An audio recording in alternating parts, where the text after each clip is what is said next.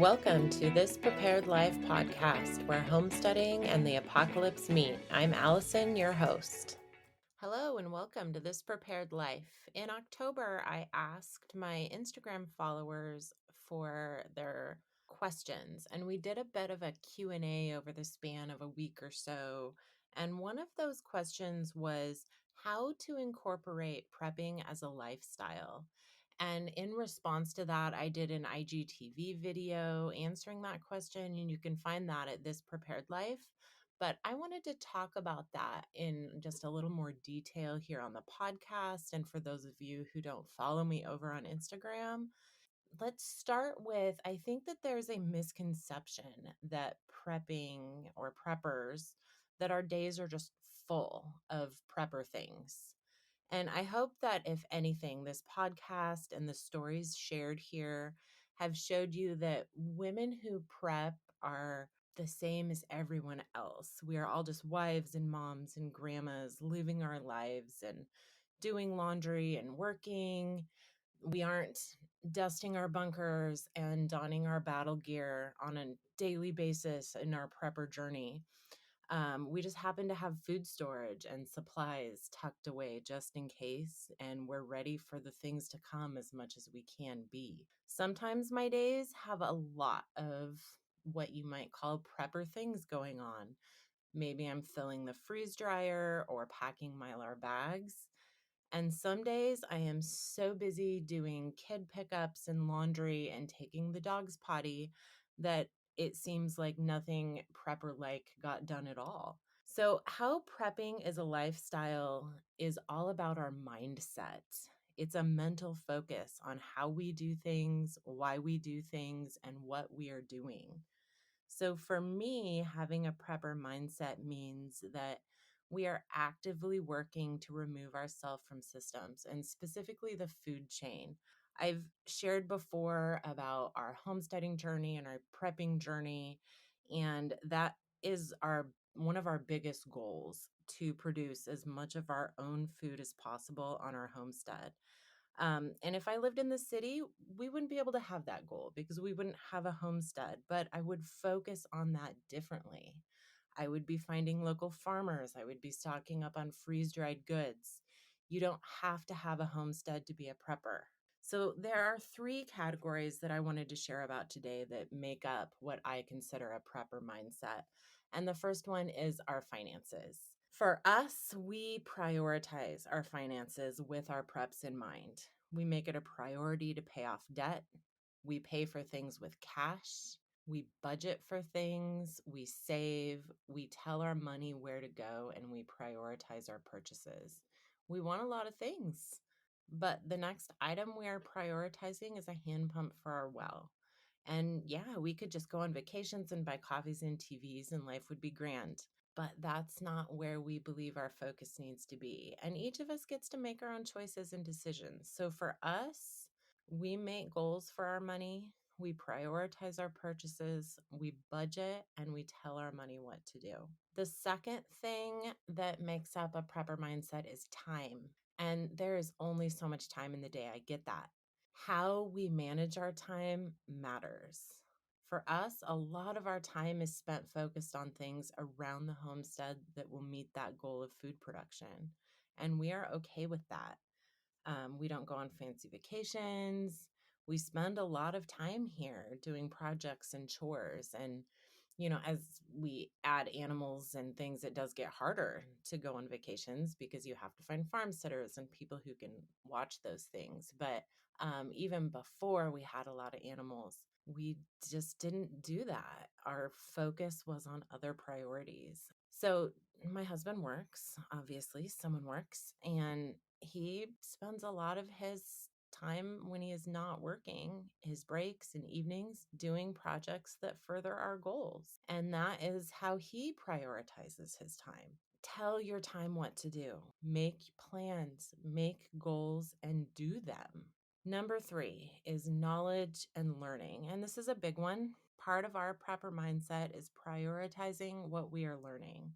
New skills are important. Developing skills that we already have further is important. And Joe and I are both always trying something new. and learning something new, researching something, reading books about something. It just makes up part of who we both are as our personality. We're very knowledge driven and hungry for information. And we go find that when we find a topic that we're interested in. So we are both always trying something new. And knowledge is there if you take the time and put the effort into it. It is not just going to be given to you on a silver platter. You have to seek it out. If you see a concept that interests you, go search it. Go check out a book at the library. Go find more information. Figure out how to do it, what it is, why it happens. Find the information. Sometimes these are big things and sometimes these are small things. The size and scope of a skill doesn't matter. It's the attempt that matters. It's the learning that matters, and it's the knowledge that you gain that matters. Last night, I was scrolling through Instagram stories and an account I follow. She's up in Alaska, and I think I've followed her for, I don't know, a while. But she does a lot of gardening and kitchen stuff and fermenting, and she's just great information. But she was processing through apple scrap vinegar that she had made several weeks prior. And it was the first time she had done it, and she was filtering it. And I have been processing apples the last couple days. So that became my goal. I have these apple scraps and I saw this idea. And so I am going to research that and make some apple scrap vinegar, and I'm going to see what that's like. I've never done it before. I don't even have any plans on what I'm going to do with it. I will figure that out as I go. Will it work? Maybe. Will it mold and be disgusting? Maybe.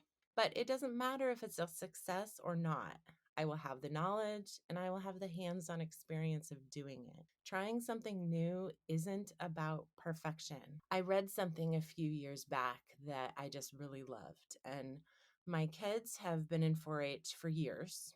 Side note, but 4-H is just an incredible program and I highly recommend it. It has programs all over, city, country, it doesn't matter, and all kinds of projects. It's not just about animals. You can do sewing or cooking, all kinds of things. But in 4-H, they get judged on their projects on, I think they call it the Danish scale, and it's white, red, and blue ribbons. And there's a standard for each project, and the ribbon you get is, based on how well did you meet that standard for that bread you baked or that applesauce you canned, things like that. And so I came across a saying that said, and I wish I knew who said it, but I don't. I learned more from my white ribbons than my blue ones. And that is just so true. Ladies, we learn more from our failures than our successes. Do not be afraid to try new things. So, those are 3 things that I think are important for a prepper lifestyle: finances, time, and knowledge and skills. Do not be discouraged by your progress. Every little thing matters, every skill matters.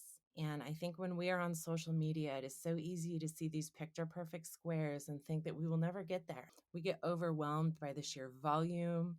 And you need to remember that the people you follow are just farther along in their journey, and your journey looks different.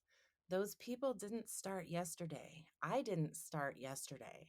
You are seeing years and years of hard work and years of making mistakes and years of trying again and years of little by little by little. So do not be discouraged in your journey when you look at someone else's.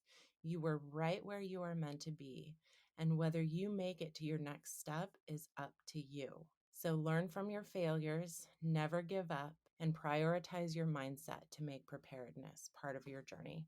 Thanks for listening today. Thanks so much for listening today, and until next time, remember, every little thing matters, and a goal without a plan is just a wish. If you have questions, you can find me on Instagram at thispreparedlife. I'd love to connect with you over there.